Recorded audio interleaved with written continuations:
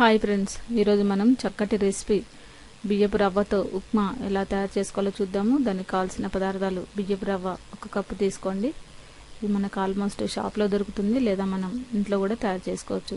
ఉల్లిపాయ 1, 5 పచ్చిమిర్చి సన్నగా కట్ చేసి పెట్టుకోండి.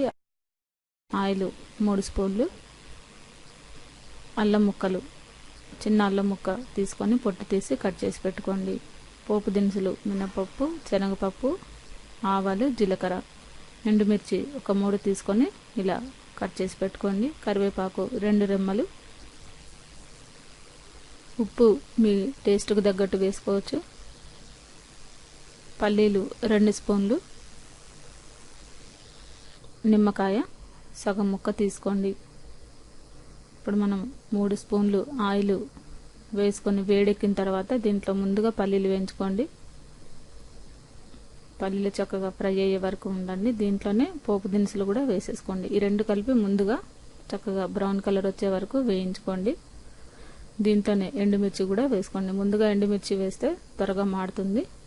ఈ పల్లీలు పోపు దినుసులు వేగేలోపు ఎండుమిర్చి కూడా వేగుతాయి. ఈలోపు ఆనియన్స్, పచ్చిమిర్చి, కరివేపాకు కూడా వేసుకొని ఫ్రై చేసుకోండి. ఇది మనకి గోల్డెన్ బ్రౌన్ కలర్ వచ్చే వరకు ఫ్రై అవ్వాలి. అల్లం ముక్కలు కూడా దీంట్లోనే వేసేసుకోండి. ఈ అల్లం ముక్కలు వేస్తే మంచి ఫ్లేవర్తోనే ఉప్మా మనకి ఎలాంటి ఫ్లేవర్ ఉంటుందో ఆ విధంగా వస్తుంది. చూసారు కదా, ఇలా వేగిన తర్వాత 1 కప్పు బియ్యం రవ్వకి 2 కప్పుల వాటర్ వేసుకోండి. అదే కప్పుతోని 2 కప్పుల వాటర్ మనం తీసుకోవాలి. దీంట్లోనే మీ టేస్ట్కు తగ్గట్టు ఉప్పు వేసుకోండి. ఇలా చక్కగా మరిగిన తర్వాత దీంట్లో మనం బియ్యపు రవ్వ వేసుకోవాలి.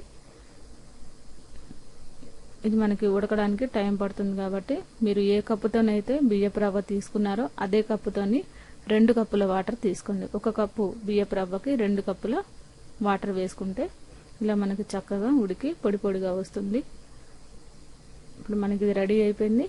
చివరిగా మీరు కొత్తిమీర కూడా వేసుకోవచ్చు కావాల్సిన వాళ్ళు. ఇప్పుడు ఇది మనకి రెడీ అయిపోయింది. చివరిగా నిమ్మరసాన్ని పిండుకొని మీకు ఇష్టమైన చట్నీతోని దీన్ని సర్వ్ చేసుకోవచ్చు. ఇది మనకి పిల్లలకి లంచ్ బాక్స్లో కూడా కట్టడానికి ఈజీగా ఉంటుంది. ఈ బియ్యపు రవ్వ ఉప్మా మీకు నచ్చినట్లయితే లైక్ చేయగలరు.